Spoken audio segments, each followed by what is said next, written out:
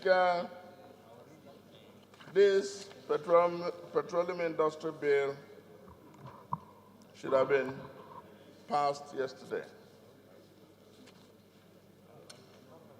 And I represent an area of Goji River Federal Constituency, and that is their view.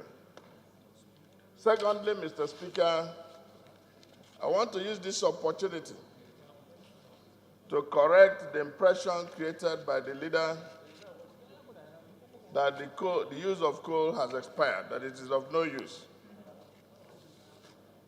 Mr. Speaker, honorable colleagues, the use of coal has expired to a dysfunctional society and leadership, not its use. And as of today, Mr. Speaker, I will tell you that a company led by one of our industrious brothers, that is Aliko Dangote, uses coal, and he buys that from South Africa, Mr. Speaker. So the problem is not the coal. The problem is with the people who superintend it. Mr. Speaker, honorable colleagues, if the PIB bill will cure the fact that Nigeria today imports petroleum, or is intending, or has expressed interest, and has undertaken by the Chief Executive of NNPC that we will import petroleum products from Nigeria Republic. If the PIB will cure that defect, I'm for it.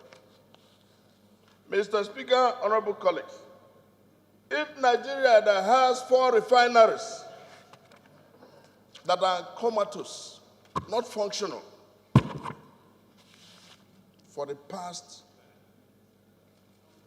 3 years, and has suboptimally been operating for the past 10 years, if the PIB will cure it, Mr. Speaker, I'm for it.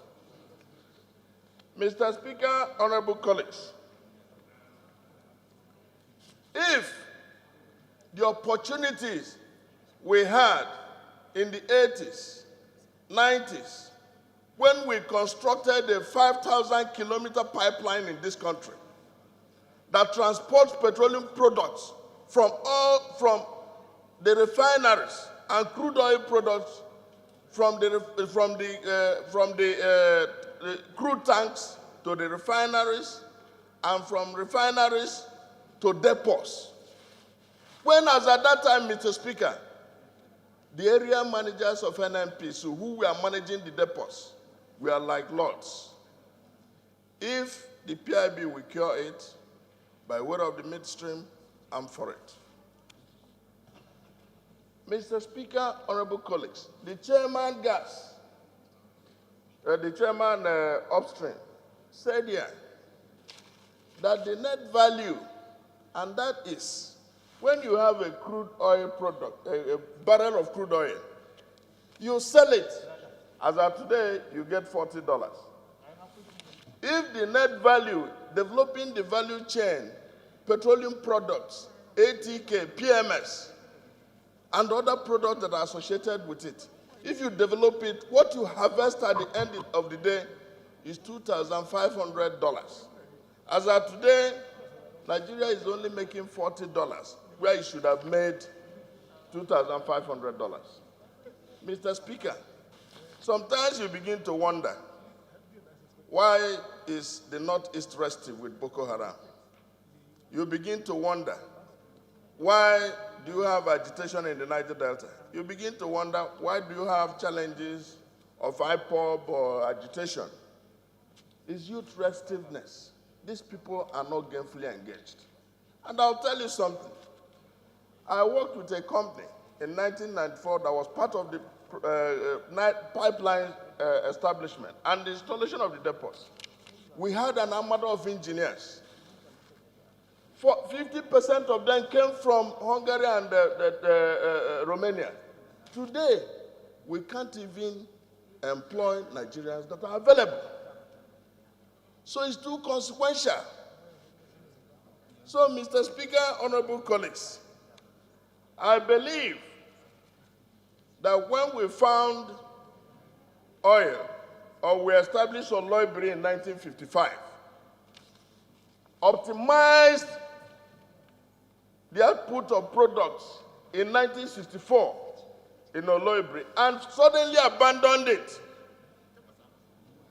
in 1978. Mr. Speaker, from 1985 to 2020 is 85 years. It's 85 years of not planning. So we refuse to make our laws contemporaneous. We refuse to bring it up to speed. So I believe that this law is germane, but we have our usual excuses.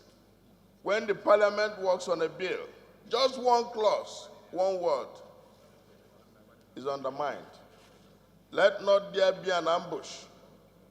And Mr. Speaker, I'll tell you, if we pass the electoral bill and also pass the PIB bill, I will sufficiently feel, and that is before Easter.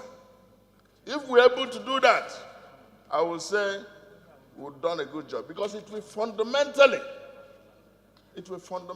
alter the fortunes of this country. You begin to wonder, why are we yielding to inefficiency? Suddenly, no sector is productive. So I think, and I feel strongly, that we should pay every attention to this bill. We should make sure that all the landmines that will come along the way should be jettisoned. Thank God it is coming from the executive. They are the ones who are proposing it. So there wouldn't be any reason to jettison it. So I thank you so much, and I believe that